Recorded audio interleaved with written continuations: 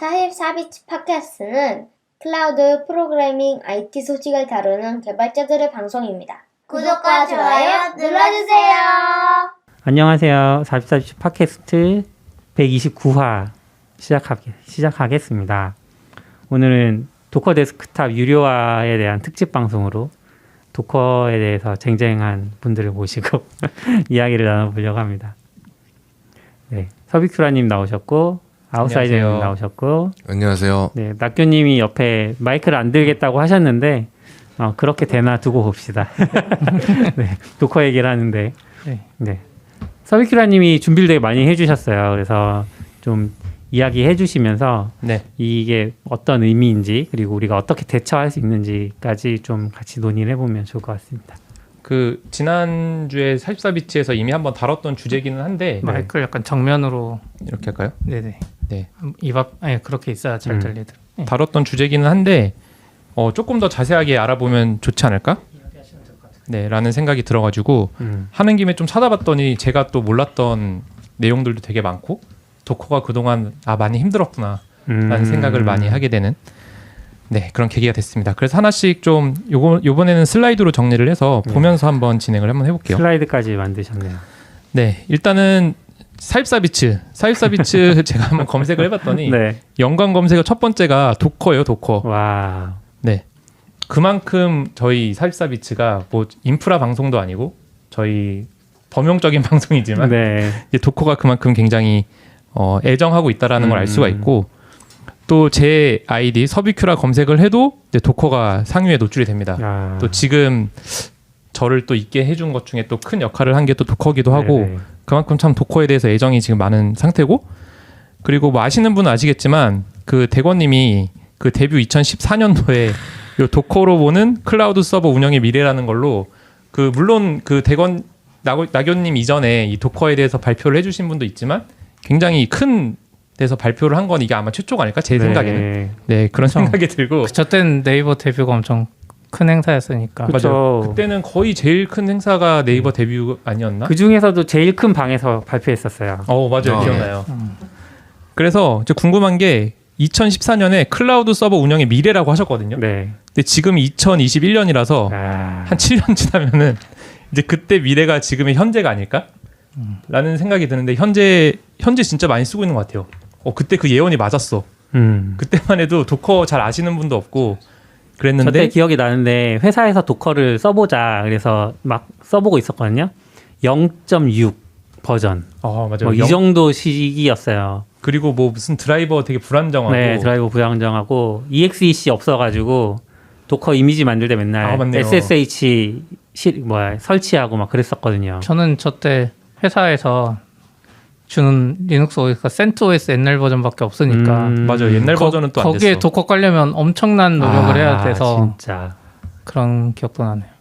그리고 이 시점에 저희가 이제 모임을 되게 활발하게 했었는데 첫 번째 도커 코리아 온라인 미트업도 이 시기에 했었고 2014년이니까 진짜 오래되긴 했었죠. 그러네요. 이때 제가 그 유튜브 보면서 깜짝 놀란 게 여기 CP님 그 풋풋한 모습 보이십니까? 아마 이때 사진도 그 시절보다 더 이전 사진으로 쓰셨던 것 같은데 정말 이렇게 놀라웠고 여기 낙연님 그리고 저랑 재윤님이랑 뭐 다른 분들도 재홍님 한스님까지 다 해가지고 이때는 너무 도커가 뭔지도 모르고 뭔가 좋은 것 같기는 한데 그래서 이렇게 으쌰으쌰 해가지고 참 열심히 공부했던 것 같아요. 이때가 제일 어떤 스터디에서도 되게 재밌었던 것 같고 기술도 되게 의미도 있고 또 빠르게 성장하는데 우리도 같이 성장하는 느낌도 들고 그래서 되게 좋았던 것 같고 또 이 도커 이 미드업 하면서 도커랑 저희가 또 인연이 생겨가지고 이제 캘리포니아 샌프란시스코 갈 일이 생겼는데 그때 도커사에 얘기를 해서 좀 방문을 하고 싶다.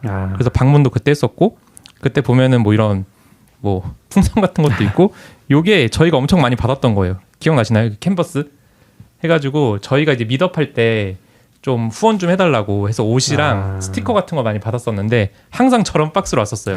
뭔가 지저분해. 겉에가 뭔가 어디서 많이 배송 때문에 지저분한? 저때 도커 규모가 얼마나 되는 것 같았어요? 그때가 그렇게 안 컸어요. 그러니까 그때 이사 갈 준비를 하고 있다라고 했었는데 그때만 해도 사람 되게 적었었고 그때 저희가 가니까 그 제로미라고 되게 그때 당시에 메인으로 일하시던 개발자분이 직접 오셔가지고 저희랑 뭐 대화해주시고 저희는 그때 되게 초보자였는데 네. 그래도 뭐 질문도 하고 답변도 들을 수 있는 네, 이거 좋은- 다음에도 한 두 회 연속인가 계속 갔었는데 갈 네. 때마다 계속 사무실을 바뀌었었어요. 회사가 계속 커지면서. 저 때는 되게 쬐끔했을걸요. 이제 막 이사 갈 거라고 그랬던 것 같아요. 맞아 엄청 네. 작은 규모였던 것 네. 같아요. 이때가 엄청 작은 때였고 네, 그다음부터 엄청나게 폭풍 성장을 하긴 했었죠. 근데 이제 도커가 정말 충격적인 소식을 발표를 했죠. 도커가 업데이트하고 확장했다. 서브스크립션을. 대체 서브스크립션 뭘 확장했냐라고 해서 제가 좀 자세히 찾아보니까 도커 데스크탑이 이제 유료화를 이제 발표를 했고요. 근데 유료화 발표를 저희 구독해 주세요 이러면 설득력이 없잖아요. 네. 그래서 블로그를 보니까 나름 이렇게 기승전결을 이렇게 해주시긴 했더라고요. 그래서 처음 하는 말이 현재 수백만의 개발자가 도커를 사용하고 있고 이제 프로페셔널 디벨로퍼의 55%가 매일 도커를 사용한다라고 얘기를 했고 그래서 예상으로는 2030년에 4,500만이 사용할 것으로 보인다라고 해서 지속 가능한 확장을 하려면 하면서 괄호 열고 또 얘기해 주신 게 개발자들이 사랑하는 무료 도커 경험을 위해서 구독을 해주십시오라고 이제 발표를 한 것 같아요. 근데 요거 이제 문제가 좀 있죠. 왜냐면은 지금까지 보지 못했던 어떤 구독 모델이라고 해야 되나? 네. 네. 그래서 그 퍼스널은 당연히 무료로 이제 도커 데스크탑을 사용할 수 있고 이제 프로는 이제 개인인데 또 프로로 사용하고 싶으신 분들이 사용하는 서브스크립션인데 거기도 이제 도커가 포함되어 있고 이제 팀도 포함이 되어 있고 비즈니스 이렇게 포함이 되어 있는데 여기서 이제 제일 애매했던 게 내가 그러면은 이 도커 데스크탑을 사용하기 위해서 구독료를 내야 되냐라는 게 FAQ에 이렇게 올라와 있더라고요. 그래서 거기서 나왔던 게 작은 회사인 경우엔 가능하다. 그래서 한 게 250명보다 작거나 뭐 연매출이 뭐 10밀리언이니까 100억 정도 100억 이하인 회사에서 가능하고 뭐 개인적인 용도 가능하고 뭐 교육 용도로 가능하고 오픈소스에서 가능하다라고 해서 이게 과연 이 사람 수랑 매출로 제한을 하는 게 맞는가? 라는 생각이 좀 들긴 했었어요. 이런 경우가 있나요, 근데? 이렇게 지난주에도 얘기했지만 이런 경우가 없었던 이유가 이걸 어떻게 증명할 거냐는 거죠. 그게 이제 가장 어려운 포인트니까. 좀 그러니까 B2B면 일반적으로 비즈니스면 무조건 사.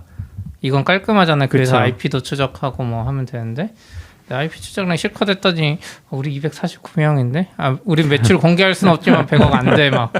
매출은 실제로 공개도 잘 안 되잖아요. 상장사가 아닌 이상. 거기서 좀 어려울 것 같아서 그러니까 거의 처음 보는? 모르겠어요. 우리가 아는 소프트웨어 세계 말고 다른 쪽에는 있을 수도 있는 것 같은데 뭔가 차라리 다 그냥 회사 용도로 쓸 때는 유료로 한다던가 그게 차라리 낫지 않았나? 네. 라는 생각이 좀 들어요. 그러니까 제가 볼 땐 배려한다고 좀 작은 회사에서는 그런 제한을 안 두고 하려고 이렇게 제한이 됐던 것 같은데 그게 오히려 좀 더 혼란스러움을 부추기지 않았나 그런 생각이 들고 기간을 보면은 지금 이제 지난달 31일 날 이제 발표를 했고 내년 1월 31일까지 뭐 이제 점진적으로 적용을 한다는 것 같아요. 근데 아마 그 전에 바뀌지 않을까? 설마 이대로 밀고 나갈까 싶은 생각은 있는데 지금 여론 자체가 워낙 좋지 않죠. 그렇죠. 네. 그런 부분이 좀 있습니다. 그리고 이 도커가 그때 지난 방송 때도 말씀하셨는데 약간 설계를 잘 못한다? 약간 플랜 설계를 잘 못한다라는 얘기가 있는데 그 FAQ에도 있어요. 이제 프로랑 팀이랑 그래서 비즈니스 차이가 뭐냐라고 했을 때 프로는 되게 모호해요. 그러니까 개인 개발자인데 개발 생산성을 향상시키고 싶은 사람은 프로를 써라. 과연 내가 프로를 쓰면 개발 생산성이 향상이 될까 싶은 약간 의문이 좀 있고 또 팀은 작은 회사에서 쓰는데 뭐 콜라보레이션하고 뭐 생산성 향상하고 뭐 보안 좋아진다라고 하는데 과연 이거 쓰면 뭔가 보안이 좋아지나? 라는 게 쉽게 와닿지 않죠. 그리고 또 이제 비즈니스는 이제 중간 규모나 큰 규모에서 하는 거고 큰 차이는 없어요. 보면은 이것도 뭐 중앙 관리해주고 그리고 시큐리티 앞에 어드밴스드가 이렇게 붙어요. 그러니까 좀 더 향상된 보안을 제공한다라고 하는데 저는 이제 어떤 느낌이었냐면은 그러면은 돈을 안 내면 보안이 안 좋다는 건가? 그러니까 오히려 좀 약간 부정적으로 들리는. 그러니까 약간 그런 거 있죠. 뭐 AWS를 쓰는데 뭐 월 100달러를 내면은 보안이 좋아져요. 이런 건 없잖아요, 사실. 그냥 뭐 그거를 위한 모니터링 도구를 뭐 돈을 내고 사용은 할 수 있지만 와프 쓸 때마다 돈 내야 되잖아요. 와프 같은 거. 근데 그런 느낌보다는 뭔가 보안이 오히려 더 취약한가? 우리 이제 무료 버전을 쓰면 저희는 뭐 보안에 노출되어 있는 건가? 이런 더 부정적인 느낌이 좀 드는 좀 아쉬운 그런 부분이 있는 것 같아요. 분명 내부적으로는 뭐 어떤 이유가 있겠죠. 뭐 시큐리티 스캐닝 해주고 뭔가 체크해주고 이런 것들 때문에 보안이 좋아진다라고 한 것 같은데 조금 더 부정적으로 보이지 않나라는 그런 생각이 듭니다. 그래서 비즈니스가 그래서 대체 뭐냐라고 했을 때 얘기한 게 뭐 이미지 접근 제한, 그리고 SSO 뭐 연동, 그리고 보안하고 뭐 그 외에 뭐가 있다라고 해서 사실 이것만 보면 아직 제대로 뭔가 안 정해진 것 같아요. 그러니까 비즈니스라는 거 생각은 했는데 거기서 뭘 제공할지가 특별히 뭐가 장점이지라는 생각이 좀 아직도 드는 부분이 있습니다. 그리고 마지막은 이제 블로그 마지막에 있는 건데 저는 이게 되게 약간 미국 회사 감성인 것 같은데 당신이 만약에 큰 회사의 이제 파트다 그리고 도커를 사용한다 그러면은 이 포스트를 쉐어하고 요거 PDF를 다운받아서 당신의 팀장에게 보내라 라는 거가 저는 되게 그러니까 누가 과연 내가 진짜 큰 회사에서 도커를 쓰고 있어 그러면은 요거 이게 PDF거든요. PDF 두 장짜리예요. 두 장짜리 가면은 이제 도커가 뭐냐 설명돼 있고 플랜 되어 있고 뭐 비즈니스가 뭐가 좋냐 이렇게 써 있는데 이걸 다운받아서 팀장한테 보내는 거죠. 보내고 저희 이거 사야 될 것 같습니다. 이렇게 설득하라고 하는 거를 이렇게 표현해놨던 게 좀 재밌는 부분이었습니다. 그래서 요거가 나오고 굉장히 이제 커뮤니티도 뜨거웠던 것 같고 뭐 지난주에도 말씀하셨지만 뭐 이 도커 데스크탑을 대체하기 위한 글들도 막 굉장히 많이 올라오고 그래서 분명 좀 아쉬운 게 있어요. 그러니까 그런 걸 수도 있잖아요. 도커 요새 힘들었으니까 그래도 좀 유료로 구독을 해서 도커한테 힘이 되어주자. 약간 이런 여론이 있으면 좋은데 그런 여론은 아직 좀 보기 어렵지 않나. 거의 기다렸다는 듯이 맞아요. 네 여기저기서 막 부분이 있었고 저도 뭐 그런 생각했으니까 그럼 못 쓰지? 뭘로 갈아타야 되지? 네. 그러니까 이런 생각을 하게 됐으니까. 네, 그래서 여기까지가 이제 도커가 발표한 내용이었고, 그래서 이거를 보면서 뭐 도커에 대해서 다 아시겠지만 저희 방송 들으시는 분들은 다 인프라에 관심도 있고 도커 아시겠지만 그래도 도커가 뭔지 이제 잘 모르시는 분들도 계실 것 같아서 좀 간단하게 정리를 한번 하고 그 다음에 도커가 어떤 여태까지 삽질을 했는지도 한번 얘기를 해보겠습니다. 그 처음에 이제 도커가 나오기 전에 서버 가상화라는 기술이 있긴 했었어요. 그때 뭐 이제 VM웨어 있고. 그 젠이 아마 AWS에서 쓰는 기술이겠죠. 그래요? EC2? 그쪽에서 예전에 썼던 걸로 알아요. 네. 그리고 파스 뭐라고 하죠? IaaS 회사? IaaS? 이아스요?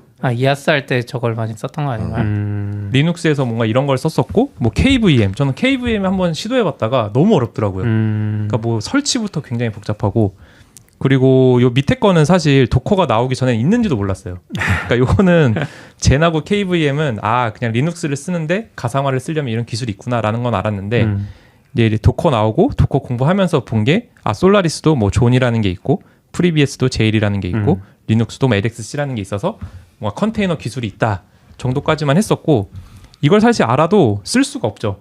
왜냐면 너무 어렵고 거의 뭐 구글이나 뭐 AWS 정도 되지 않으면은 거의 쓰기 어려운 그런 기술이었던 것 같아요. 낙교님이 그 44비치에 연잭을 쓰신 게 있잖아요. 뭐 한 땀 네임스페이스에 한 땀 한 땀 해서 도커를 구현하는 거, 맞아요. 네임스페이스 격리하고 뭐 CH 루트 하고 이런 식으로 이걸 누가 해?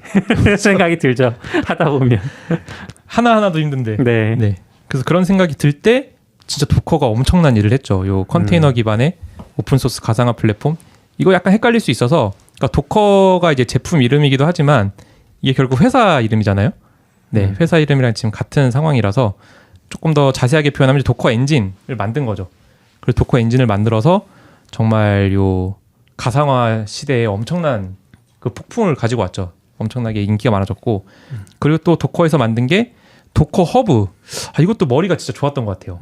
그러니까 뭐 버추얼박스나 이런 것도 이미지를 쉽게 다운로드 받기가 되게 어렵잖아요. 공유하기도 어렵고. 근데 이 가상화에서 용량이 보통 한 1기가 정도 되겠죠? 네. 1기가 이상 되는 애들의 이미지를 요 허브에다가 넣을 수 있고 푸시할 수 있고 이걸 또 받아서 풀할 수 있는 요거를 했다라는 게 또 도커의 성공 요소 중 하나였던 것 같고 그리고 또 만든 게 이제 도커 데스크탑. 이제 도커 데스크탑은 그 전에는 이제 뭐 아마 버철박스 뭐 이런 걸로 만들었던 게 도커 머신이 있었죠, 그렇죠? 네. 네, 도커 머신이라는 게 있었는데 이것보다 훨씬 사용하기 쉽게 도커 데스크탑이라는 걸 또 만들어서 지금 논란에 지금 있고 또 만든 게 도커 수험. 전 도커 수험이 좀 많이 아쉬운 것 같아요. 그러니까 이게 기술적으로 되게 좋거든요. 그리고 속도도 되게 빠르고 확장성도 좋은 걸로 알고 있어요. 그리고 제가 한 1년 전에 그 전 CTO 분이신 솔로몬 하이스가 팟캐스트 한 걸 들었는데 아직도 그 말씀을 하시더라고요. 그러니까 도커 수험 진짜 좋은 기술이고 속도도 어디 가서 뒤지지 않고 확장성도 좋은데 약간 좀 이제 마케팅이나 이런 협력에 조금 쿠버네티스에 밀린 것 같다는 식으로 말씀을 하시더라고요. 근데 도커 수험을 내놓긴 했지만 이거 뭐 아시겠지만 거의 뭐 쿠버네티스에 거의 밀린 현재 상황이고 그리고 요런 이제 허브의 이제 프라이빗 저장소랑 그리고 저 방금 전에 얘기했던 수험 요런 거를 좀 쓰기 쉽게 하기 위해서 만든 게 이제 도커 엔터프라이즈라는 것도 내놨어요. 요거는 딱 들어도 이제 도커가 이제 오픈 소스 회사인데 요걸로 돈을 벌겠구나라는 걸 알 수 있는 그런 부분이었는데 제가 볼 때 여기서 또 도커가 좀 실수한 것 같은 거는 도커의 특징인데 도커는 뭔가 클라우드를 차라리 만들었으면 뭐 예를 들어 넥스트.js 뭐 버셀처럼 만들었으면은 그래도 좀 편하게 쓰는 사람이 있었을 것 같은데 이거를 설치형으로 하는 거예요. 그러니까 AWS에도 설치할 수 있고 뭐 구글 클라우드에도 설치할 수 있고 애저에도 설치할 수 있고 그러니까 이거를 뭔가 독립적으로 제공하는 게 아니라 설치하는 팩을 제공을 하는 그래서 AWS 위에다가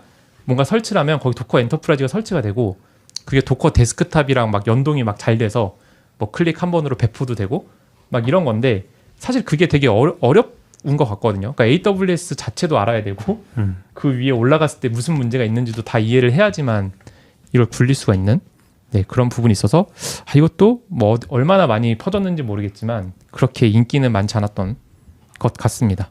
도커 컴포즈는 언급도 안 해주나요? 그거는 뭐 그냥 클라이언트 좋은 클라이언트가 있다. 네. 도커 컴포즈도 있죠. 그래서 과연 그러면은 이런 것들 얼마나 많이 쓸까라고 해서 좀 찾아보니까 작년도쯤에 도커에서 발표한 게 있더라고요. 그러니까 토탈 전체 도커브에서 받은 게 1,300억 풀을 받았다라고 하고 이거는 지난달이거든요. 한 달 동안 받은 게 80억 풀이고 지금 도커 리파지토리에 있는 게 600만 개 그리고 유저 수 500만 그리고 도커 데스크탑 인스톨이 240만 해서 사실 뭐 사용이나 이런 발전으로 보면 진짜 엄청나죠. 근데 이거 80억 풀이면 한 비용 어느 정도 나갈 것 같으세요? 80억 풀을 한 달 동안 한다. 근데 그 용량이 상관이 있는 거잖아요. 트래픽 사실은. 그렇죠. CDN 비용이면 아마 몇백억 나갔을 것 같은데. 그래서 제가 계산을 해봤어요. 계산해봤는데 이제 80억이고 뭐 용량이 다 다르긴 하겠지만 1기가라고 하면은 1십 100, 1000만 10, 100만 1000만 1억 한 80억 기가바이트 되겠죠. 네. 그리고 100만 테라바이트 되고 8,000 페타바이트에 8 엑사바이트죠. 엑사바이트 처음 들어봤는데 8 엑사바이트 정도가 되고 뭐 클라우드 프론트 프라이스에서 제일 높은 게 지금 5 페타바이트 초과하면 0.02 달러 정도 나온다라고 했을 때 대략 한 1.6억에 나오고 한화로 치면 한 2천억. 그럼 제가 대충 맞힌 것 같아요. 그래요? 왜냐면 저건 리스트 프라이스니까. 그렇죠. 리스트 프라이스고 아마 따로 계약을 하고 훨씬 더 저렴하게 계약을 했겠지만 저 정도 용량이면 어마어마하게 할인해 줄 것 같은데. 한 20억 될 것 같은데요? 20. 예. 그렇게 100억 밑으로 내려올 것 같은데 저 정도면. 그런가요? 솔직히 저 가격에 CDN 쓰는 사람 없잖아요. 그렇죠. 이제 뭐 CDN은 뭐 아카마이나 이런 데도 막 깎아주고 하니까. 일단 소수점 밑에 0이 하나밖에 없는데 네. 지금 그래도 사실 0 하나만 더 붙으면 200억 되는 거잖아요. 20억이라는 건 사실 월 20억이면 쉽지 않은 지출이긴 하죠. 그렇죠. 그래서 그래서 레이트 리밋하고 하는 거 아니에요? 정말 힘들었겠구나. 수익은 없고 매달 사용자 늘어나고 돈은 또 계속 나가고 이렇게 힘들었겠구나라는 걸 좀 이해를 할 수가 있었습니다. 아까 많이 투자받은 게 별로 많이 같지 않네요. 맞아요. 아니요. 근데 미국이니까 월 20억은 제 생각엔 인건비보단 적었을 것 같다는 생각이 들어요. 저 CDN비는 미국이잖아요. 또 워낙 비싼 인재들이라 인건비랑 저 정도 CDN 비용이 막 회사를 막 휘청거리게 할 정도는 아니었을 것 같다는 생각은 좀 들긴 하네요. 근데 왜 이렇게 제안을 했을까? 그러니까 그거라도 줄여야. 맞아, 그거라도 찌르는 거죠. 아, 그것도 그리고 스토리지도 줄였잖아요. 뭐 6개월 이상 업데이트 안 한 이미지 다 지워버리겠다. 네, 그랬던 거. 맞아요. 그래서 지금 말씀드린 게 이 도커 엔진, 그리고 이미지 저장소, 오케스트레이션, 데스크탑, 클라우드. 그러면은 도커가 이거 말고 없죠? 아까 컴포즈? 네, 컴포즈까지. 네. 그게 분명 이거 많이 쓰긴 하는데 그럼 이걸 가지고 돈을 벌어야 되거든요. 도커 입장에서는. 그러니까 뭐 엔진으로 돈을 벌던, 허브로 벌던, 뭐 스웜으로 벌던, 뭐 데스크탑으로 벌건, 클라우드로 벌어야 되는데 그래서 찾아보니까 다 하나씩 시도를 했더라고요. 도커 엔진으로 돈 벌려고 했던 거 혹시 기억나시나요? 뭐가 있죠? 엔진을? 네. 이게 2017년에 갑자기 도커 엔터프라이즈 에디션이랑 나왔어요. 저런 거 있었는데. 네. 그래서 아닌데. 도커를 원래 쓰고 있었는데 이게 이름이 바뀌었어요.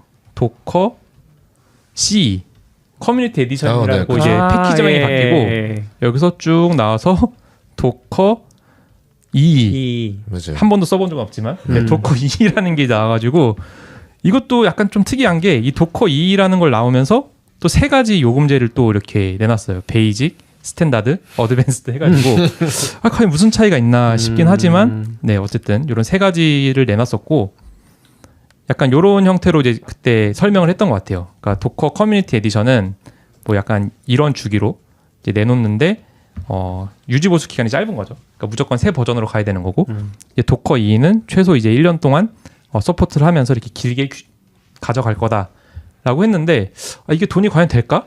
누가 도커 2를 쓰지? 라는 생각을 했는데 아니었어요. 이게 되게 좋더라고요. 여기 댓글이 있는데 누가 이제 써놓은 거예요. 이게 도커 2가 나오고 나서 내가 그 레드햇 엔터프라이즈 리눅스를 쓰는데 거기에 도커 C 패키지가 없다. 어떻게 된 거야? 이렇게 하고 질문 올렸더니 답변이 레드햇 엔터프라이즈 리눅스는 커머셜 리눅스 맞죠? 네, 유료니까 도커 엔터프라이즈 에디션만 있다. 그리고 동일하게 수세 리눅스 엔터프라이즈 서비스도 엔터프라이즈 2만 있다. 그리고 도커 C를 쓰고 싶으면 페도라나 센트OS를 써라. 라고 이제 댓글을 이렇게 북붙여서 다 달아놨더라고요. 질문한 사람들이 되게 많았는데 이 내용이 다 똑같아요. 저게 라이센스로 뭘 막아놨나 보네요. 상용 소프트웨어는 C를 못 쓰게. 그렇죠. 그래서 저는 머리가 너무 좋잖아요. 지금 이 RHEA를 쓰는 그 기기에다가 도커 2만 설치한다고 생각을 하면 그리고 또 그거 쓰는 사용자들은 그래도 조금 이렇게 돈을 지불할 의사가 있는 사람들이 보통 요 엔터프라이즈 리눅스를 쓰니까 그러면 그런 사람들한테 도커 2를 한 대씩만 팔면 대박이다 라고 아마 내부에 생각한 것 같아요. 그래서 어떻게 됐는지 아세요? 그래서 바로 올라오죠. 어떻게 하면 도커 C를 엔터프라이즈에 설치할 수 있나요? 라고 해서 똑같이 써놨어요. 여기 설명을 보니까 지금 도커를 설치 못한다 그런다. 그리고 17.03부터는 only 2만 있고 C는 없다 라고 해서 누가 질문 올렸어요. 그랬더니 또 바로 답변 달려요. 이게 약간 좀 오픈소스의 어쩔 수 없는 부분인 것 같은데 뭐 레드의 계열이니까 다 염 패키지맨이 써있겠어. 염 패키지에다가 요 리폴 추가를 해요. 센트OS용 리폴 추가하고 이렇게 한 다음에 설치하세요 라고 해서 그냥 뭐 의미가 없어. 사람들이 그러니까 그런 게 있는 것 같아요. 그러니까 이 일을 하면 엔터프라이즈 에디션을 쓸까라는 생각이 들게 해야 되는데 왜 이거 써야 되지? C 설치 못하나? 약간 이런 식으로 자꾸 가게 되는. 그래서 이게 이제 얼마나 많이 퍼졌는지 모르겠지만 아마 많은 곳에서 그래도 도커 커뮤니티 에디션을 쓰지 않았을까라는 생각이 들고 아마 이때부터 비즈니스 모델을 좀 잘못 간 게 아닐까라는 생각도 좀 들었습니다. 그리고 더 큰 문제는 이 도커가 이런 식으로 생겼잖아요. 도커 데몬이라는 게 있고 사실 저희는 이제 클라이언트로 접속하고 얘가 뭔가 이제 또 도커 컨테이너를 띄우는 식인데 이 방식이 또 비난을 엄청 많이 받았어요. 뭔가 데몬이 죽으면은 컨테이너가 모두 죽어버리고 그리고 보안적으로도 무조건 루트로 띄워야 되고 그런 부분이 되게 안 좋아서 이게 굉장히 많은 데서 비난을 이제 받았죠. 이거 뭔가 방식이 잘못됐다. 뭔가 이 데몬 방식이 별로다라는 생각을 얘기가 나오면서 아마 첫 시도였던 것 같은데 이제 코어OS라고 요 도커 나오면서 비슷한 시기에 지금 이제 K8S의 엣지디 만드는 회사죠. 네, 엣지디 만드는 이제 회사인데 요 코어OS에서 RKT라고 그런 데몬이 없는 방식으로 뭔가 컨테이너를 실행할 수 있는 네, 그런 걸 이제 내놨고 요 코어OS가 레드에서 이제 인수가 됐잖아요. 인수가 되고 또 이제 판맨이라는 거에 아마 참여를 했을 거예요. 그래서 지금 이제 검색해 보시면 도커의 대안으로 나오고 있는 이제 판맨, 이것도 이제 데몬이 없는 방식이고 이런 식으로 이제 새로운 걸 자꾸 만들고 또 크라이오라고 이제 쿠버네티스에서 주로 사용하는 이제 도커 대신에 사용하는 엔진인데 그것도 뭐 레드햇, 뭐 인텔, 수세, 뭐 IBM 해가지고 온갖 회사들이 다 참여해서 마치 이 도커 제품을 반대하는 느낌의 이런 좀 안 좋은 네, 더 분위기로 갔던 것 같습니다. 그래서 도커 엔진 자체가 저희는 뭐 도커 엔진 물론 쓰긴 하지만 자꾸 이런 안 좋은 소식이 많이 들리는 그런 게 좀 있었고 또 도커 허브 이건 초창기 프라이스 모델인데 지금은 이제 프로만 쓰셔도 그 프라이빗 저장소를 언리미트하게 할 수 있는데 초창기엔 이렇게 했었나 봐요. 그래서 한 대는 이제 무료인데 5대는 $7, 10대는 $12. 100개 만약에 프라이빗을 하고 싶으면은 월 $100를 내야 되는 요 요금제로 했던 것 같아요. 처음에. 근데 처음 했을 때 당연히 반응이 안 좋았겠죠.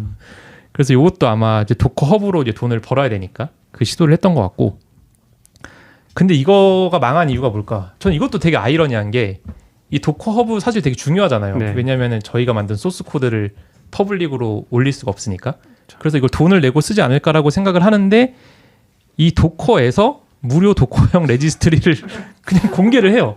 이게 약간 이거를 제가 볼 때 그 회사에서는 라이센스를 좀 따로 가져가서 그 일반인들은 공짜로 쓰고 회사에서는 뭔가 돈을 지불하는 라이센스였으면 어땠을까라는 생각도 잠깐 들었는데 요 도커 레지스트리라는 거를 도커가 만들고 다운로드 수가 10억이에요. 10억. 그러니까 엄청나게 많이 다운받아서 쓴다라는 거고 이 도커의 또 제가 볼 때 문제라고 생각되는 게 도커가 너무 잘 만들었어. 그러니까 이 도커 레지스트리 설치하는 게 어려우면 뭐 돈을 내고라도 아마 쓸 수 있을 것 같은데 요 명령어 한 줄이면은 도커 레지스트리가 그냥 뜨는 거죠. 저때 저희도 이제 그런 프라이빗 저장소를 도커 허브에 올릴 수 없으니까 저희 자체적으로 저 레지스트리 서버 올려서 관리하고 했는데 뭐 도커의 편의성을 저 레지스트리에도 그대로 다 구현을 해놨으니까 거의 뭐 어려움 없이 구축해서 계속 썼었죠. 그래서 잠깐 그 생각했어요. 좀 개발자들 살짝 불편하게 만들어야 되나? 그래야 그러니까 너무 편하니까 사실 이거는 거의 이거 한 줄이면은 그냥 그 도커 허브 무료를 쓸 수 있게 돼버리니까. 그렇죠. 네, 그래서 이 비즈니스 모델을 스스로 이렇게 없앤 게 아닌가라는 생각도 좀 들고. 팀킬. 또 그리고 요새는 뭐 워낙 좋죠. 아마존 ECR 아마 아마존 쓰시는 분들은 거의 ECR 쓸 것 같고, 네. 뭐 저는 구글이랑 예전은 잘 안 쓰긴 하지만 구글도 네 이렇게 다 있고, 애저도 다 이렇게 있고, 그리고 ECR이 단순 저장소만 있는 게 아니라 여기서 뭐 스캐닝 이런 기능 있지 않나요? 맞아요. 그 시큐리티 있어요. 스캔해주는 기능 아까 있고, 그 프로페셔널 플랜에 있던 네, 거. 프로페셔널이 있는 게 여기에 있고, 또 여기 당연히 IAM으로 뭐 권한 관리 훨씬 잘 되고, 그리고 AWS 내부에서는 그 인바운드 트래픽 이런 거 다 프리로 아마 될 거잖아요. 맞아요. 그러니까 뭔가 도커 허브를 쓸 이유가 너무 없는 거예요. 그러니까 도커 허브에서 제공하는 되게 좋은 기능이라고 하는 것들이 이런 데서는 다 이제 무료로 제공을 하다 보니까 그런 부분도 너무 도커 허브를 힘들게 하는 게 아닌가. 그리고 저 꼭 도커 허브 아니더라도 패키지 매니저들은 다 비슷한 저런 게 있잖아요. 레지스트리가. 근데 회사가 되면 그 밖에 있는 걸 쓰기가 좀 그러니까 그렇죠. 돈 문제가 아니라 뭐 속도 문제도 있고 여러 가지 문제로 안에 계속 두고 싶어 하게 되는 것 같아요. 맞아. 결국 그 이 클러스터 뭐 안에다 다 포함하고 싶은. 네. 네. 그래서 저는 사실 도커가 레지스트리 안 만들어졌어도 누군가 만들어서 이미 15개 다운로드를 했을 거라고 생각하긴 합니다. 그 하버도 하버도 맞아요. 있는 것 같고 네. 뭐 그런 류가 아마 금방 또 누가 만들었겠죠 아마. 그래서 그런 부분이 있고 또 여기서 하나 또 이해할 수 없는 게 하나 나왔었죠 중간에. 갑자기 도커 허브 다운로드 레이트 리밋을 걸어요. 이거 되게 약간 좀 쇼킹하긴 했거든요. 네. 좀 완전 처음 보는 방식이에요. 이거 뭐지 했는데 이거 너무 어려워. 이거 해석이 되게 분분했어요. 이게 대체 뭐라고 써 있는 거냐라고 해서 그때 제가 한번 정리를 했던 게 익명 유저 도커 로그인을 안 하면 IP 기반으로 6시간 동안 100번 리퀘스트 제한한다. 그리고 로그인 유저 하면은 계정 기반으로 6시간 동안 200번.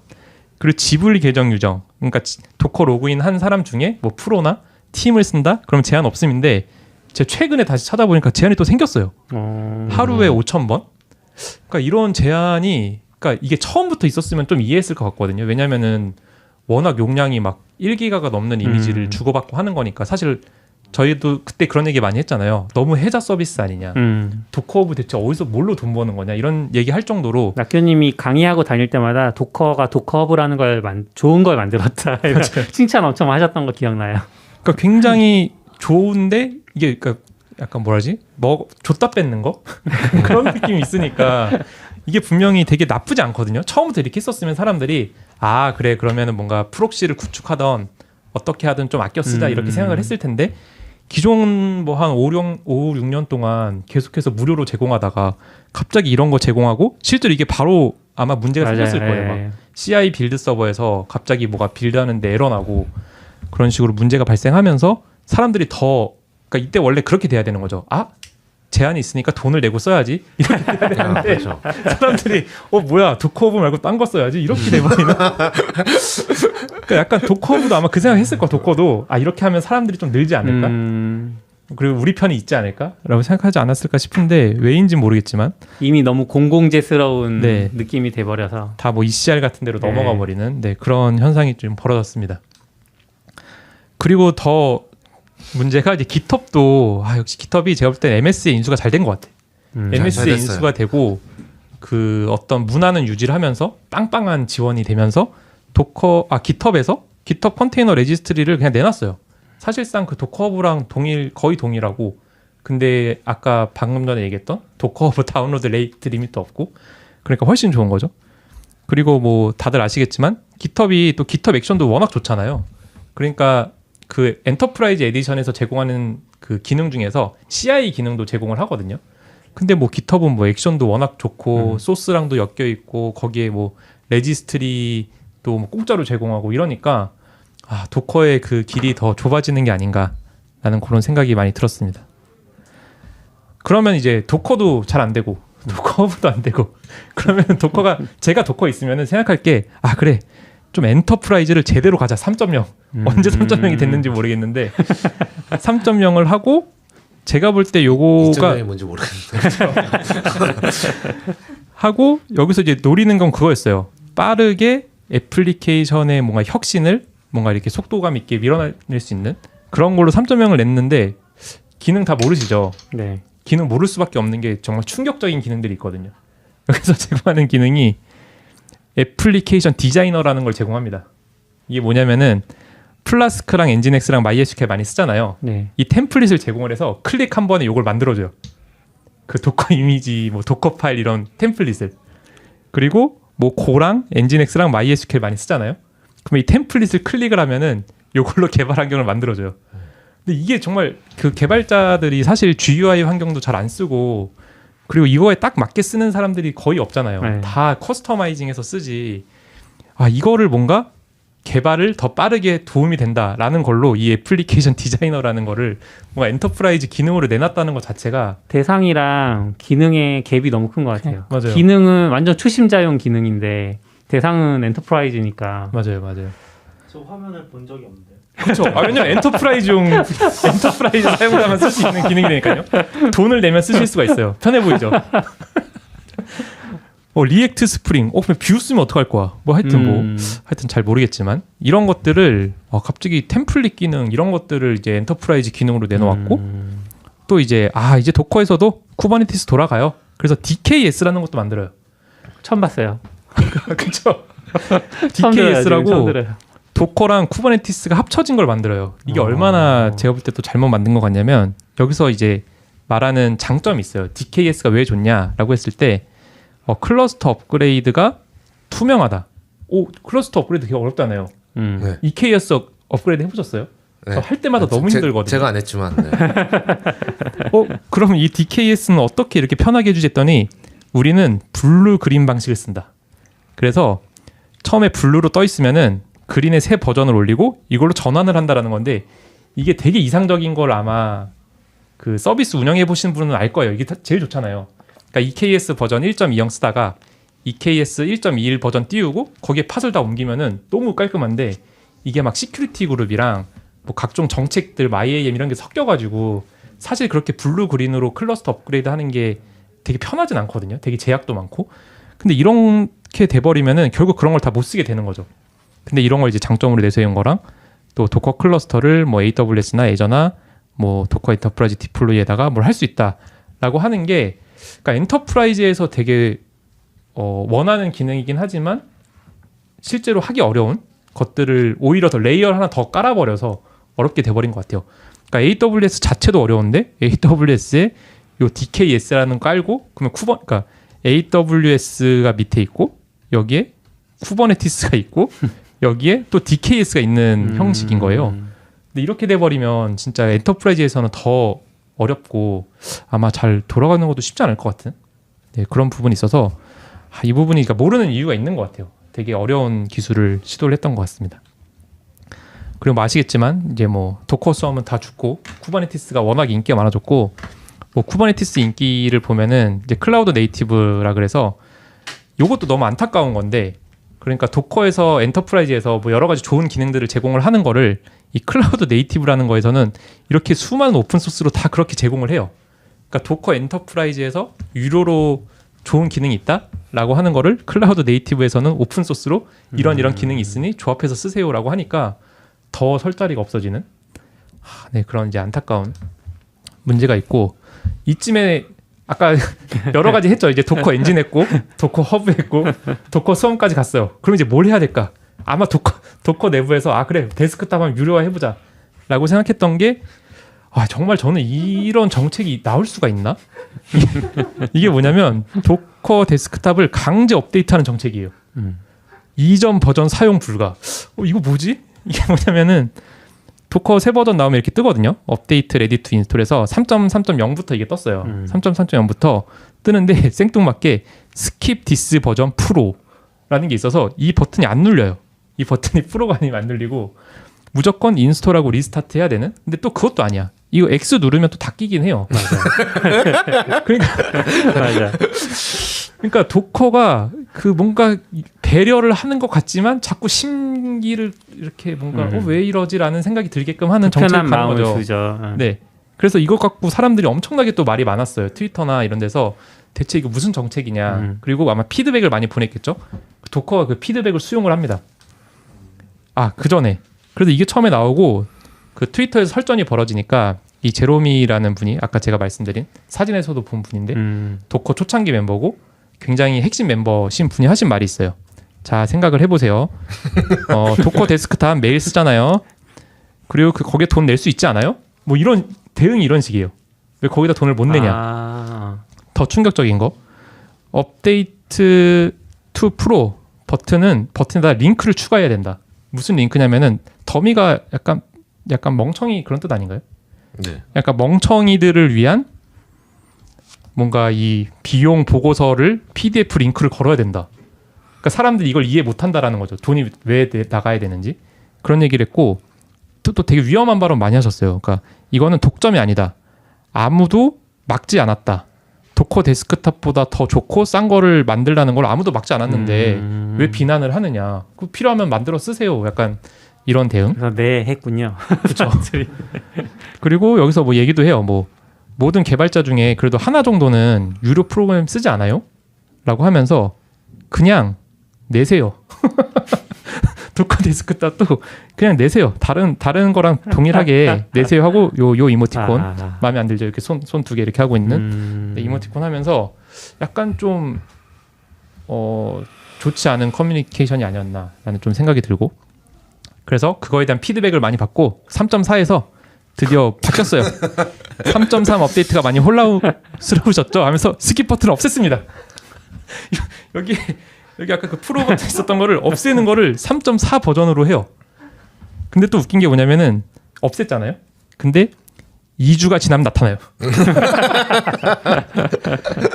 그러니까 2주가 지나면 나타나고 2주 내에 업데이트해라. 네. 하고 그러니까 헷갈릴 수 있으니까 하고 또 충격적인 게 X 버튼만 하면 잘 안 보이니까 스누즈라는 글자를 추가했어요. 그래서 이걸 누르시면 무시할 수 있습니다. 라는 거를 굳이 3.3에서 피드백을 받아서 고친 게 3.4 버전이 됐었고 또 제가 그래서 그럼 이거 아예 끌 수 없나? 하고 설정 가봤거든요. 설정 갔더니 이게 비활성화예요. 그러니까 이 오토매틱 피리오디컬리 체크하잖아요. 업데이트 버전이 있는지 없는지. 저는 여태까지 소프트웨어에서 그 업데이트를 체크하는 버튼에다가 유료 기능을 넣은 거를 본 적이 없는 것 같은데. 심지어 팀인데요.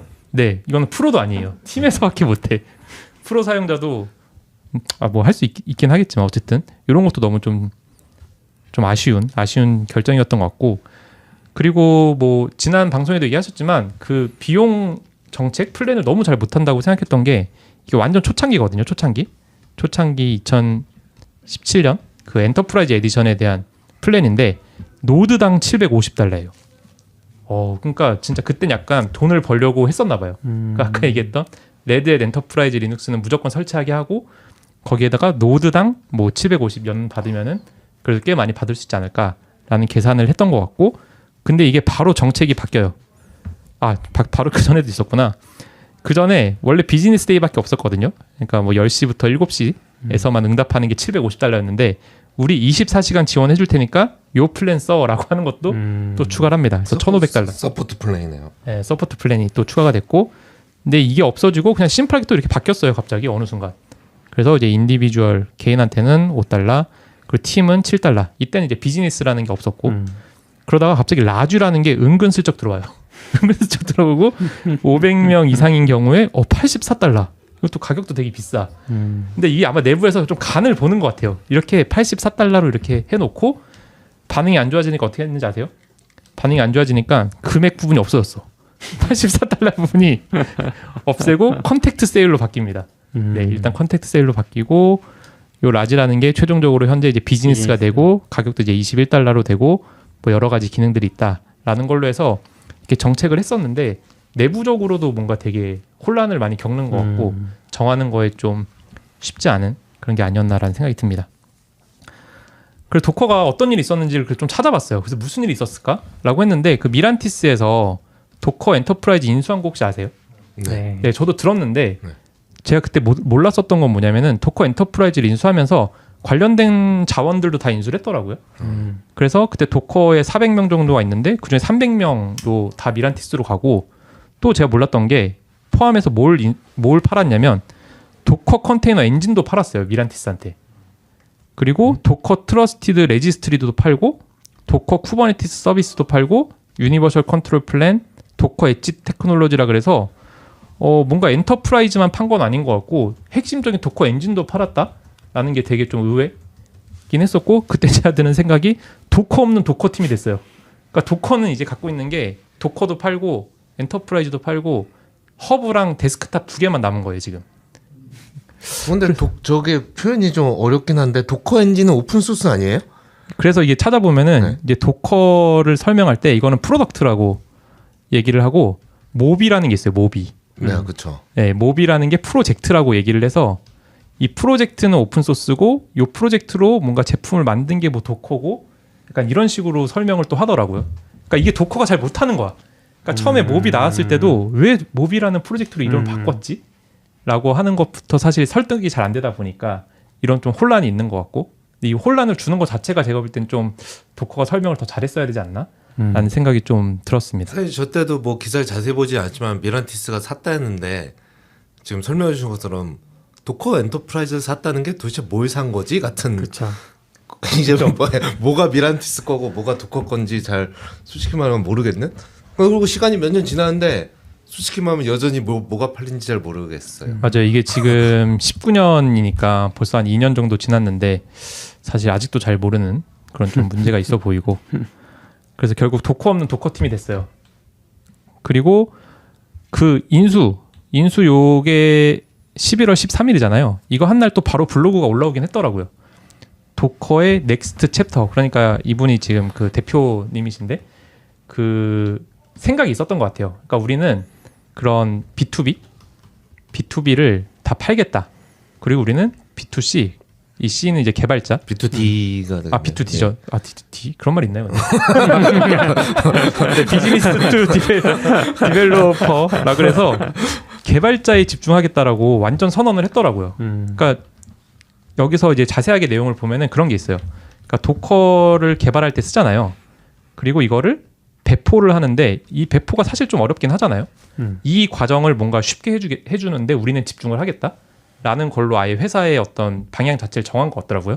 그러니까 이거를 집중을 하려면은 사실 뭐 엔터프라이즈도 별로 의미가 없는 거고 뭐 그런 필요 없는 것들 다 판 거죠. 다 팔고 데스크탑, 도커 데스크탑에서 뭐 아직까지 기능이 안 나오긴 했는데 뭐 그런 게 생길 것 같아요. 뭐 클릭 한 번이면은 AWS에 뭐 배포가 돼서 바로 확인할 수 있다던가 네, 그런 식으로 어떤 개발자의 이 워크플로우에 집중을 하겠다라고 완전히 회사를 바꾼 것 같아요. 그래서 넥스트 챕터라 그래서 현재 바꾼 것 같고 근데 좀 아쉬운 거는 이게 2019년 11월이면 지금은 뭔가 좀 그 의도를 알 수 있는 뭔가 제품이 나왔어야 되지 않나? 그게 데브 컨테이너 아니에요? 데브 인바이러먼트. 아, 데브 맞아요. 인바이러먼트. 네. 데브 인바이러먼트 그런 게 추가된 거가 그 의도 같긴 한데 네. 그리고 약간 좀 임팩트가 약한 네, 그런 느낌이 좀 아쉽죠. 그래서 여기서도 설명을 해요. 도커 데스크탑하고 도커 허브가 빠르게 발전하고 있다. 그리고 수백만의 활성 유저가 있고 수십억 개의 이미지를 풀하고 있다. 그래서 개발자의 빌드와 공유, 뭐 앱을 실행하는 걸 도와주고 있으니까 우리는 요거에 집중을 하겠다라고 한 게 저 넥스트 챕터에 대한 이제 요약 내용이고요. 근데 이제 관련해서 기사들이 안 좋은 기사들이 많더라고요. 도커가 큰 문제에 빠졌다. 그래서 기사 내용이 뭐냐면 도커가 돈이 필요합니다. 라고 하면서 나온 게 도커 총 투자 받은 게 200밀리언? 우리나라로 3천억 정도. 아 진짜 미국이 돈을 엄청 잘 투자하고 잘 쓰나 봐요. 근데 3천억 투자 받은 상태인데 아직도 수익이 뭐가 잘 없는 물음표인 네, 상황인 거고 또 이런 트위터도 있었더라고요. 전 몰랐는데 카운트다운 투 도커 비잉 에콰이어드라 그래서 인수를 할 예정이다. 근데 실제로 아직 인수 안 된 거 보면은 뭔가 딜이 깨졌거나 뭐 루머로 끝난 것 같긴 한데 이런 얘기도 굉장히 많이 돌았고 그리고 뭐 저도 공감하는 건데 도커가 비즈니스 플랜을 짜는데 너무 머리가 아프다. 그쵸. 지금 아까 보면은 시도는 아마 다 해본 것 같은데 다 여의치 않으니까. 그래서 아쉬운 게 여기 기사의 내용을 보면은 지금 구글하고 마이크로소프트나 AWS는 쿠버네티스로 돈 굉장히 잘 벌고 있고 또 레드햇이랑 뭐 캐노니컬이나 미란티스도 프라이빗 클라우드에서 돈 잘 벌고 있고 근데 도커는 도커 수업 망하고 그리고 뭐 쿠버네티스도 팔고 이래서 지금 뭘로 돈을 벌어야 되냐라는 얘기가 굉장히 많았고 이것도 저도 몰랐던 건데 도커에 대한 또 안 좋은 글이 많더라고요. 도커가 자신의 오만과 자만심의 희생자였다라 그래서 그러니까 개발은 되게 잘한 것 같고 그리고 믿음이 있었던 것 같아요. 이렇게 사용자 모으고 오픈 소스가 활발하게 되면은 뭔가 수익이 나지 않을까라고 했는데 이 모델은 좋았는데 이걸로 수익을 확장할 수 있는 확실한 방법이 없다는 걸 깨닫지 못했다. 뭐 이런 글도 있고 그리고 요것도 약간 좀 충격이었는데 요거 사실 제 마음이랑 비슷하거든요. 왜 아무도 울지 않는가 도커를 위해 도커야 힘내 약간 이런 분위기가 왜 없는가라고 했었는데 그 내부에서 이제 도커 개발에 참여하신 분 얘기가 있는데 이 도커 엔진 메인테이너가 고집이 되게 강하대요. 그리고 시간을 끌면서 풀 리퀘스트를 거절하는 일도 되게 많았다고 하더라고요. 그러니까 그 방법은 잘못된 거니까 뭔가 풀리케 아예 그냥 무시해버리는 그런 것도 많았다고 하고 그리고 도커는 뭐 누구도 필요로 하지 않았고 모든 사람들보다 더 낫다라는 게 그러니까 도커에 실제로 똑똑하신 분도 되게 많고 기술적으로 뛰어나신 분들은 많았던 것 같은데 좀 외부를 그래서 오히려 더 차단하게 되는 우리가 잘하니까 그런 게 있었던 것 같고 그리고 뭔가 몇 가지 기술적인 결정을 뭐 도커 프로그램이라는 데서 결정을 했다라 그래요. 아마 이거 오픈은 아니겠죠. 그리고 뭐 루트가 필요한 데몬 구조 취약했고 그래서 레드에 이제 판맨까지 만들게 되는 그런 문제가 결국 도커의 어떤 잘못된 선택 때문에 또 생긴 문제가 아니었을까라는 생각이 들고 결국 그것 때문에 이제 쿠버네티스도 도커 지원 중단하기로 했죠. 요거 방식 빼고 뭐 컨테이너 뒤로 바로 붙이는 이런 얘기도 나왔고 더 도커한테 안 좋은 악재가 펼쳐졌고 또 2018년에 이 솔로몬 하이스라는 분이 사실 도커의 거의 뭐라 그러지 심장이라고 해야 되나? 근데 되게 중요하신 분인데 여기 이제 프랑스 분이시니까 프랑스 말로 쓰신 것 같고 이게 이제 안녕히 계세요. 네, 안녕. 네. 그 짤방 그거 아니에요? 네 맞아요. 이렇게 짤방 이렇게 하는 걸로 해서 그래서 이제 얘기하고 창업자도 떠나고 그러니까 이게 분명 좋으면 안 떠나지 않을까 싶은데 약간 좀 안 좋은 시그널이었죠. 참고로 이 솔로몬 하이스 분이 하시는 거는 대거라는 거 만들어요. 대거는 똑같아요. 디플로이를 편하게 하는데 약간 글루 그래서 뭔가 기존에 있는 거를 잘 조립하는 역할을 하겠다라는 걸로 이제 하신다 그러고 이거 뭐 관심 있으신 분은 이거 찾아보시면 Q라는 언어를 쓰거든요. 약간 그 해시코프에서 만든 그 HCL? 네, 그 HCL이랑 비슷한 건데, 그러니까 언어 자체에서 뭔가 밸리데이션이 되고 체크가 되는 약간 그 언어를 써서 지금 대거라는 거를 네, 만들고 계시고. 저 대거 만들 때 그 도커 처음에 만들던 개발자들 한 2명 같이 붙어서 맞아요. 만들더라고요. 그 도커 초반의 개발자들도 다 이렇게 모아서 만드는 것 같고, 그래서 약간 도커를 떠난 것 같지만 또 홍보성에는 도커를 꼭 쓰세요. 우리는 도커를 만들었다. 그러니까 우리 대거 만드는데 네, 참여하세요라고 뭐 버릴 수가 없는 그런 또 부분이 있고, 네, 대거 홈페이지 가면 아직 뭐 아무것도 없긴 해요. 뭐 슈퍼글루 정도 얘기만 있고, 리퀘스트 어세스 하면 이제 설문조사 뜨는데, 저도 이제 혹시 궁금해가지고 일단은 얼리 어세스 신청만 해놓은 상태고 아직 답변 없고, 네, 나중에 오면은 한번 써볼 생각입니다. 사실 도커의 안 좋은 거는 초반에도 있었어요. 이게 뭐냐면은, 그러니까 저희 여기 계신 분들이 도커 미덥이라는 걸 썼어요. 도커 미덥, 도커 코리아, 네, 도커 코리아 미덥이라는 걸 이렇게 운영을 했었는데, 이 도커 코리아라는 이름을 썼거든요. 그 당시에는 뭐 그런 거 있었어요. 루비 코리아, 네, 루비 코리아라는 게 있었고, 또 뭐 있었죠? 파이썬 코리아도 있었죠. 뭐 파이썬 코리아, 예. 네, 뭐 그런 게 있었는데, 그래서 우리도 도커 코리아, 왜냐면 코리아에 지금 우리밖에 없으니까 선점하는 거죠. 이름이 없으니까. 그래서 도커 코리아라는 이름으로 했는데, 갑자기 그 소장이 날라서 소장, 저 처음 받아봤거든요. 그래서 도커의 지식 재산권을 침해하는 행위를 중지하세요. 라고 해서 얘기하면 저 소장이 아니고 내용 증명. 내용 증명. 네, 내용 증명 거죠. 네. 그래서 이거를 받았을 때 제가 그래서 그 커뮤니티 담당자랑 원래 연락을 하고 있어가지고 막 따졌거든요. 왜 차라리 얘기를 하던가 좀 이름을 바꿔달라고 정중하게. 네. 여태 티셔츠 맨날 보내주다가 갑자기 티셔츠를 차라리 안 보내주던가. 네, 관계가 되게 좋았는데 이런 부분에 대해서 도커가 뭔가 이때부터 알았어야 돼. 도커 뭔가 좀 쌓였다라는 걸 알았어야 되는데, 네, 이런 부분도 어떤 그 문제의 한 축이 아니었나라는 좀 생각이 듭니다. 그래서 사실상 이제 데스크탑 발표하고 나서 약간 제가 볼 땐 탈출 러시가 일어나는 것 같아요. 탈출해서 바로 나오는 게 뭐 컨테이너 뒤에 리마도 뭔지 모르겠는데 뭐 오픈 소스 얼터너티브라고 뭐 있나 봐요.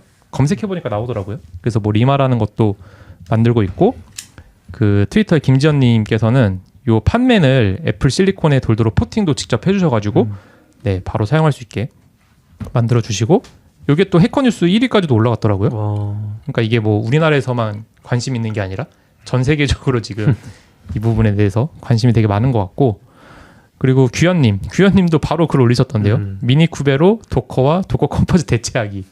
그래서 저게 M1에서 안 돼요, 근데 아직. 뭐 그럴 수는 있죠. 예, 아쉬워요. 근데 너무 첫 번째부터 충격이야. 도커 데스크 삭제하기. 그래, 설치하는 방법만 써주시면 되지. 굳이 여기서 삭제하는 걸 이렇게 설명도 해주셔가지고. 어렵지도 않은데. 네, 도커 데스크 삭제하기도 써주셨고, 또 요새 뭐 인기 많더라고요. 판맨으로 이제 마이그레이션 하는 방법에 대해서 나오고, 몰랐는데 GUI도 있더라고요. 나름 이렇게 판맨 있고 약간 도커 데스크탑스러운 뭐 러닝 있고 지금 떠 있는 컨테이너 보여주고 이런 것들도 있어서 사람들이 진짜 기다렸다는 듯이 막 탈출하는 게 아닌가라는 생각이 좀 듭니다. 그래서 아까 말씀하셨는데 이제 도커 데스크탑을 진짜 신경 쓰고 있긴 해요. 지금 도커가. 그래서 제가 좀 기능을 찾아보니까 이런 것도 좋더라고요. 볼륨 관리. 그러니까 원래 볼륨에 있는 이런 데이터 보려면 컨테이너 하나 띄워서 마운트한 다음에 보고 해야 되잖아요.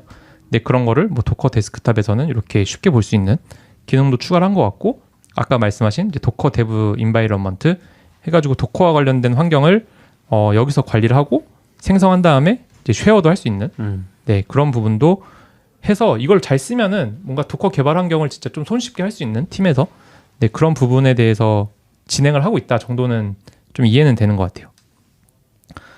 네, 이제 거의 다 설명이 됐는데 이제 도커에 대해서 쭉 설명을 드렸고, 저는 진짜 도커 잘 되길 바라거든요. 아직도.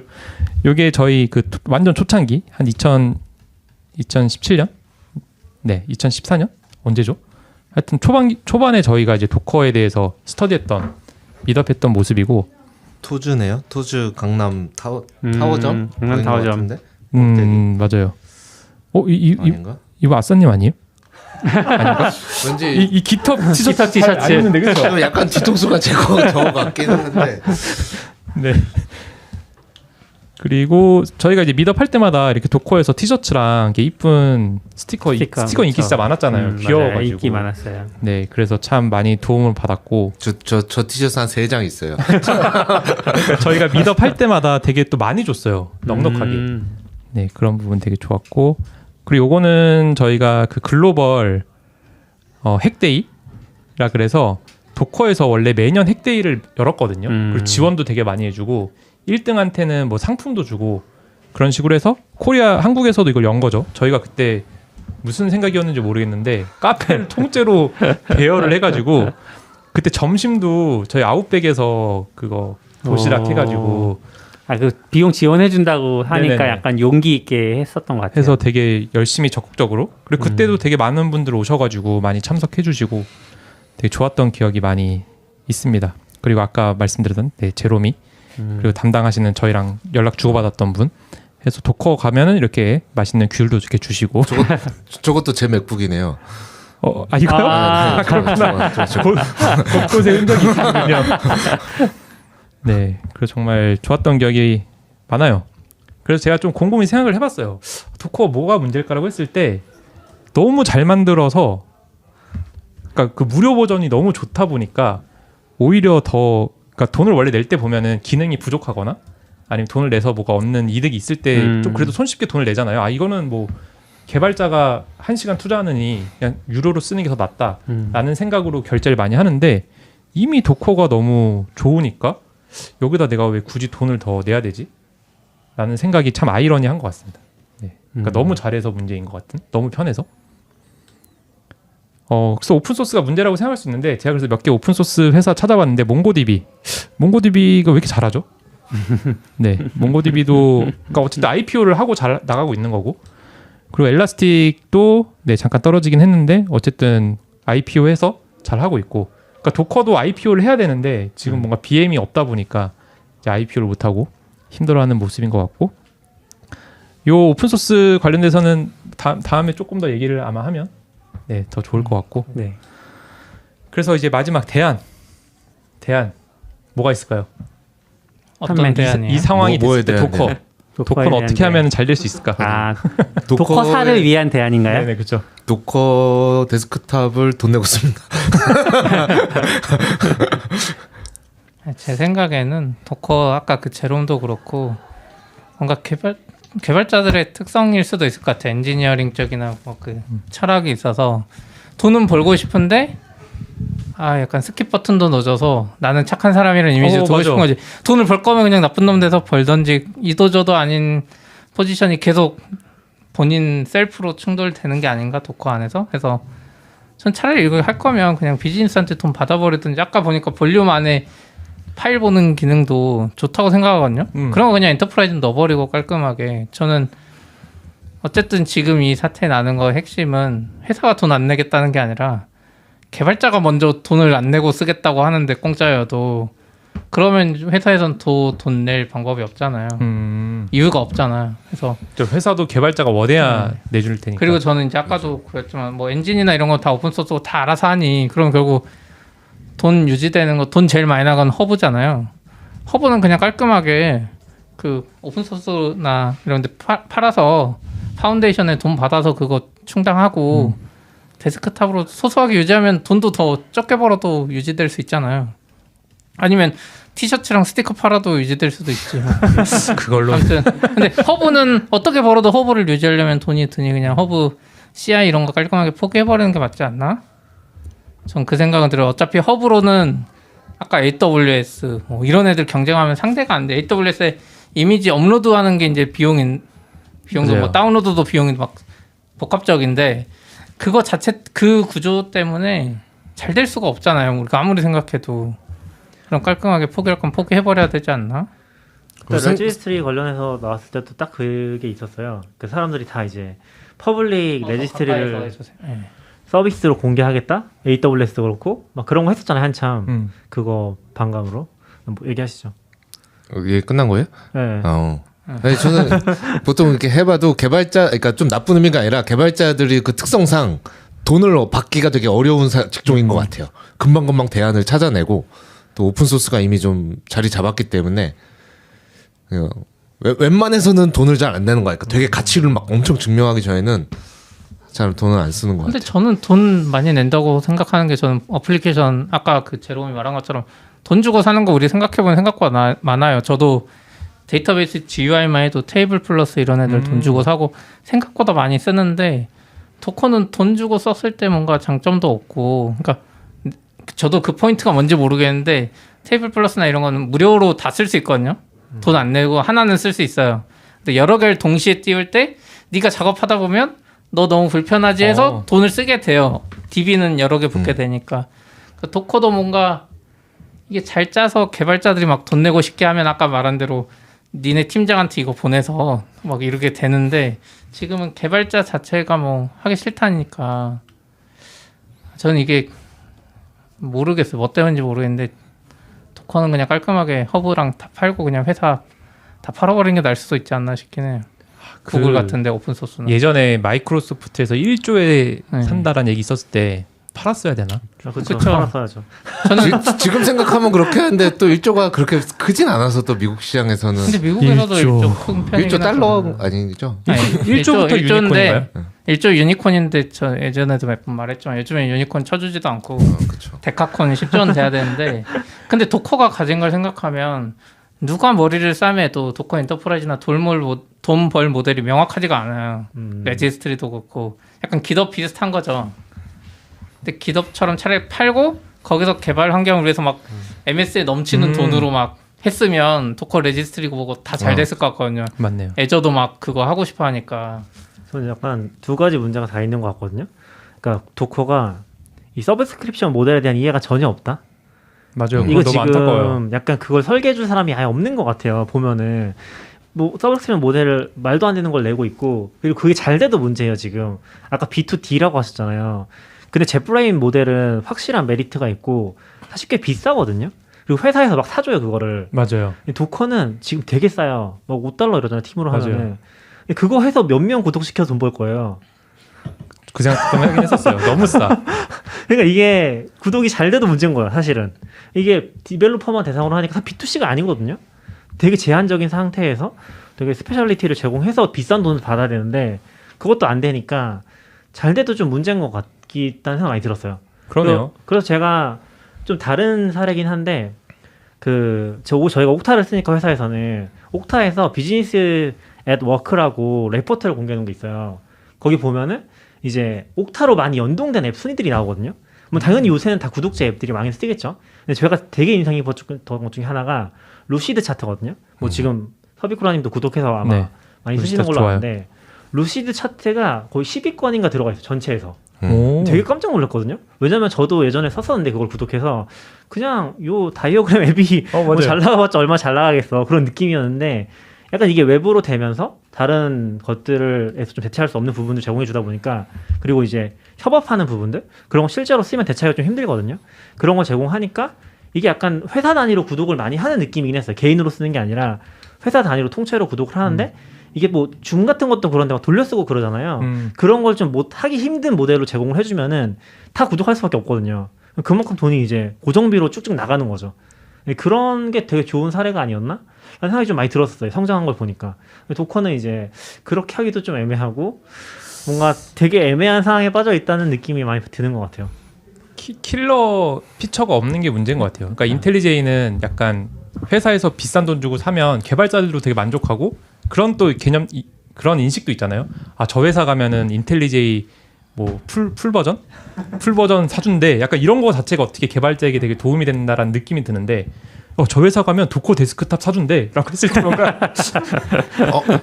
우리 채용 공고에 써놓을까요? 도커 데스크탑 사줍니다. 근데 저는 이제 아까 제롬이 쓴 글도 보고 하면서 제롬이 또 그 말했잖아요. 아니 막은 것도 아닌데 오픈소스 니네 만들던가 막 이런 마인드인데 이게 미국에는 진짜 B2B 이런 게 잘 돼 있고 실제 구독도 회사들이 부담 없이 돈을 내요. 아까 뭐 3천억 투자 받아도 아마 한 4,500억은 다 구독에 나갈 거예요. 걔들은 모든 시스템을 거의 구독 인당이 너무 잘 돼 있거든요. 우리가 생각하는 것보다 그쪽을 설계 잘하는 사람이 많아. 근데 제 생각에는 아까 제롬을 포함해서 그 몇 명이 그걸 못 받아들이는. 그러니까 우리로 치면 낙교님이 돈 버는 걸 계속 거부하는 거죠. 아 맞네. 네, 그러니까, 옆에서는 아니 좀 이렇게 하시라고 네. 하는데도 안 쉬는데. 그러니까 저희가 막 44비치 이렇게 해서 이렇게 돈 벌고 이렇게 막 하자고 하면 낙교님이 나의 이 컨텐츠 중심에 광고 같이 그런 게 나올 수 없고 SEO도 우리가 광고 넣었다가 낙교님이 속도 이게 느려진다고. 속도가 느려져서 SEO에 안 좋을 것 같아서 그걸 빼버렸거든요. 그러니까 약간 그거죠. 여기서 막 해도 제롬이 생각하기에 이게 돈을 벌긴 버는데 약간 개발자들을 위해서 이런 거는 남겨줘야지 하면서 막 맞아. 그런 제 생각엔 그 느낌이 들어요. 왜냐면 B2B를 그렇게 잘 설계하는 미국 사람이 얼마나 전문가들이 많은데 약간 그러네. 제롬이 말한 거에서도 뭔가 오픈소스를 열려 있으니까 막 뭔가 꼼수를 계속 찾는 거죠. 그래서 회사는 저는 항상 그 생각하거든요. 대표랑 그 중심이 되는 사람이 진짜 중요한데 그래서 약간 뭔가 거기가 막혀가지고 도커도 계속 살 길을 못 찾고 그런 게 아닌가. 허브도 못 버리고. 근데 그렇게 보면 그 아까 오전에 봤었는데 오늘 방송한다고 해서 이제 인포월드에서 도커는 왜 반으로 쪼개졌나라고 해서 이렇게 쓴 글이 있더라고요. 거기 보면 이제 인터뷰한 것 같지는 않은데 솔로몬 하이크의 얘기들이 계속 나오는데 약간 그런 얘기가 있어요. 그러니까 회사가 솔로몬한테 달려 있었으면 약간 커뮤니티 중심으로 개발 커뮤니티 중심으로 강력히 갔을 거고 여기 벤이라고 나오는데 벤이 대표인 것 같아요. 벤? 벤이었으면 이제 비즈니스직으으로 강력히 갔을 건데 이제 둘이 힘을 양분하고 있으니까 양쪽으로 왔다 갔다 하면서 회사 전체가 이게 어느 쪽인지 잘 모르겠다. 그러니까 좀 반신반의하게 된 것 같다라는 얘기가 있고 하이크도 이제 떠나고 나서 내가 이제 더 이상 회사에 있는 게 건설적이지 않았기 때문에 난 떠난 거다. 차라리 내가 CEO가 됐거나 더 빨리 떠냈어야 되는 것 같다 같은 얘기가 있더라고요. 그렇게 하면 지금 CP님이 얘기한 게랑 또 비슷한 것 근데 같기도 방금 해요. 말한 게 지금도 유지되는 것 같은 게 그러니까 원래 저희 회사도 뭐 충돌 이야기하는데 이렇게 충돌해가지고 한쪽이 이제 맞다고 생각하는 거 오래 걸려도 하면 좋은데 이게 제일 안 좋은 게 이렇게 충돌한 다음에 어려우니까 이렇게 둘이 합치는 거죠. 이도저도 아닌 걸로 가는 거지. 맞네. 약간 그 상황이 아닌가. 우리가 생각해도 이상하잖아. 할 거면 하든지 말든지. 네. 맞네요. 이게 약간 강제 업데이트 해. 야 이게 말이 되냐? X 버튼 넣어. 강제 버튼도 있고. 그런 느낌이긴 하네요. 그 약간 되게 안 좋은 사례의 그 결과물인 것 같네요. 전형적인. 그런 것 같아요. 그러니까 회사가 돈 벌 방법은 분명히 많을 거고 도커라는 네임밸류가 얼마나 큰데 이렇게 되는 거 뭔가 회사 구조 문제인 거 아닌가 싶기도 하네요. 제로미님도 그만두셨더라고요. 찾아보니까. 그래요? 네, 도커 사람들이 막 뭐라고 하니까 나 도커 그만뒀다. 뭐 나 관계자 아니다. 뭐 이렇게 쓰신 것도 있고. 근데 좀 그러니까 지금 요약해 주실 때는 안 나오긴 했는데 그냥 제 기억에서는 그러니까 도커가 완전히 그냥 모든 게 다 도커로 바뀌어가는 시대가 있었잖아요. 그러면서 제가 느끼기에는 개발 커뮤니티에서도 이게 컨테이너가 서버에 되게 중요한데 우리 지금 너무 도커에 휘둘리는 거 아니야? 이러다 갑자기 도커가 어떻게 하면 우리 큰일 나는 거 아니야? 같은 여론들이 좀 있었던 것 같거든요. 저는 그 시기랑 맞물려서 몹이 나오고 그러니까 이거 우리 거 아니야? 우리가 맘대로 못하는 거야? 라는 하면서 CNCF 나오고 막 등장했던 것 같거든요. 근데 그 선택이 실수는 아니었던 것 같은데 결과적으로는 그 뒤에 순식간에 도커는 내리막길을 걸었던 것 같아요. 차라리 그걸 그래도 우리한테는 오픈소스 준 게 좋았죠. 우리한테는 좋은데 도커 입장에서는 그러면서 카드를 더 잃어버린 게 아닌가? 저런 것도 비즈니스로 갔으면 쉽게 못했을 수도 있죠. 제 생각엔 지금이라도 빨리 도커 데스크탑 유료 빨리 철회하고 취소하고. 그래야지 도커 데스크탑에 로 나중에 돈 벌 수 있지. 그러게요. 지금 상태로 계속 가면 개발자들이 계속 딴 방법 찾다가 분명히 누구 아까 대거 만드는 이 사람이나 이런 사람이 만약 괜찮은 UI로 오픈소스니까 할 수 있잖아요. 네. 누가 만들어 버리면 그때 나중에 오히려 도커 데스크탑 돈 벌기 더 힘들어질 것 같아. 그러면 CP님은 그래도 그러니까 회사의 네. 비즈니스에도 잘 아시니까 그럴 가능성도 있나요? 그러니까 도커는 아직은 좀 진중하게 이렇게 더 기술 스택을 쌓아서 가고 싶은데 VC가 다음 분기까지 돈 벌어와. 돈 플랜 빨리 만들어 갖고 와. 이렇게 해서 움직일 가능성도 있나요? 일반적으로는 VC는 그런 말 잘 안 하고 특히나 그래요? 이제 좋은 VC면 그러니까 일반적으로 막 그룹이 껴있는 이런 데나 전략 투자자나 이런 애들은 그런 말 할 수도 있는데 미국 같이 좀 발전된 VC나 뭐 이런 데는 그런 거 많이 터치 안 하거든. 그러니까 미국도 한번 많이 겪어봤어요. 스티브 잡스 때 한번 겪고 창업자들 떠나고 막 이러면 안 되는구나. 그러니까 자기들이 돈만 내야 된다는 걸 기본적으로 알기 때문에 많이는 안 하는데 이렇게 회사가 무너져가는 상황에서는 좀 이야기할 수도 있는데 제 생각엔 VC가 막 그렇게 많이 하지는 않을 것 같아요. 왜냐하면 도커 같은 회사에 투자한 애들은 더 기술을 보고 했을 거기 때문에 오히려 이제 창업자들이나 그 회사에 자체적으로 돈 버는 걸 생각하다가 근데 저는 지금 제일 좋은 거는 빨리 MS한테 파는 거다 지금이라도. 지금은 아무도 안 살라고 하지 않을까요? 아니요. 그래도 저는 MS는 그러니까 구글은 안 살 것 같고 AWS 안 사는데 MS는 약간 기덥 살 때도 그렇고 그 개발자 생태계나 이름 밸류 맞아요. 이걸 중요하게 생각하기 때문에 제 어쨌든 생각에는 플러스는 될 테니까. 제 생각엔 적어도 1조를 주고라도 살 수 있지 않나 지금이라도. 왜냐면 MS도 애저에 쿠버네티스를 엄청 밀잖아요. 클라우드 중에 아마 제일 미는 것 같은데 그래서 그냥 이름값이라도 저는 MS 정도면 충분히 지불할 것 같고 그게 개발자나 도커를 만드는 그 데스크탑 만드는 분들한테 훨씬 좋을 것 같아. 제약 없이 막 기덥 막 엄청 많이 풀리잖아요. 기덥 인수되고 맞아요. 긴랩 쓰던 사람도 긴랩을 이제 왜 써 하면서 막 기덥 쓰잖아요. 그래서 좀 그런 생각은 드는데 어쨌든 도커 데스크탑 유지하려면 지금 빨리 최대한 빨리 철회해야지. 누가 지금 일렉트론으로 랩핑해가지고 내놓으면 이쁘게 만들는 순간 거기 판매 사람들 닷컴에 모이고 더 발전하고. 판맨 미니쿠베 이런 거 뒤에서 해갖고 그냥 일렉트론으로 딱 만들어버리면 그걸 어떻게 대항하겠어요. 엔터프라이즈 되면 사실은 좀 진짜 좀 자본이 필요한 것 같아요. 깃덕 보면서도 처음엔 걱정 많이 했고 원래 깃덕 되게 잘한다고 생각했는데 와 이게 돈이 들어가, 그러니까 얘네한테 돈이 들어가니까 이게 완전 판이 달라지는구나 같은 생각이 좀 드는 것 같아요. 도커는 모르겠네. 이렇게 개발자들한테 호응 못 받는 서비스도 그러니까 없는데 오픈소스 치고 이거 또 오픈소스인데. 호응을 못 받았다고 해야 될지 아니라고 해야 될지도 애매하긴 한데 뭐 데스크탑 사건은 아직도 도커 이미지라고 부르지 뭐 컨테이너 이미지나 OCI라고 부르는 사람 없잖아요. 아직도 없죠. 다 도커. 사실 도커 안 쓰면서도 도커 하고 있는. 거의 뭐 컨테이너는 다 도커라고 하니까. 네. 재밌게 들었습니다. 수고 많이 하셨습니다. 순서님 정말 고생 많이 하셨을 것 같아요. 이렇게 하는 방송 괜찮네요. 괜찮아요. 네, 네. 뭔가 편하죠. 이게 세팅이 오래 걸렸지만 오늘 춘선님 저 그리고 이거 궁금했던 게 좋네요. 그 중간에 변천하는 과정들을 어떻게 해서 수집하셨어요? 그 스샷 같은 스샷들. 거. 아까 플랜 스샷 같은 거, 막 이런 뭐 거. 이렇게 바뀌었고 몇 년도에 웹 아카이브 바뀌었고. ORG에 가면은 웹 아카이브. 아카이브 많이 뒤지셨겠다. 그러니까 의외로 없더라고요. 저는 이제 네. 기사 같은 걸 찾아봤는데 옛날에 그런 프라이스 플랜을 기사화한 건 별로 없고 그래서 웹 아카이브 가보니까 거기 있어가지고 그래서 이게 정확하지 않을 수도 있어요. 뭔가 맞는 것 같긴 한데 어쨌든 기사화된 걸 제가 본 건 아니어서 네 그래도 웹 아카이브니까 뭐 그 당시 거는 정확하게 저장돼 있었겠죠.